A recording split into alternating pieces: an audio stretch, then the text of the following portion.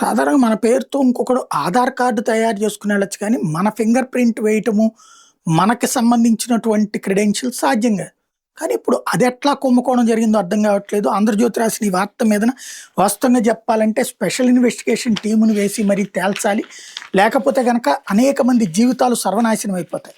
తిరుపతి శివార్లలో ఉన్నటువంటి మంగళం పరిధిలోని తుడాలో 1992లో 388 ఎకరాల పరిధిలో లేఅవుట్ వేస్తే, అందులో తిరుపతికి చెందిన ఏ బాలాజీ 388 గజాల స్థలాన్ని కొంటే, ఇటీవల ఈసీలో ఆస్తి మరొకరి పేరు మీద ఉన్నట్టు గుర్తించారట.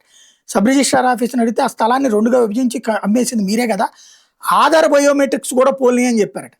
మంగళం పరిధిలో తుడా లేఅవుట్‌లో ప్రవీణ్ కుమార్ రెడ్డి అనే వ్యక్తికి కూడా ఇట్లాంటి పరిస్థితి ఎదురైంది. తిరుపతి శ్రీనగర్ కాలనీలో మునికృష్ణ పేరుతో ఉన్న స్థలం కూడా అంతే అయ్యింది. చెన్నైకి చెందినటువంటి మమత 1987లో కొన్నటువంటి దానికి అంతే అయింది. పల్నాడు జిల్లా నరసరావుపేట, గుంటూరు జిల్లా తాడికొండ, నల్లపాడు సబ్ రిజిస్ట్రార్ కార్యాలయంలో కూడా ఇది జరుగుతుంది.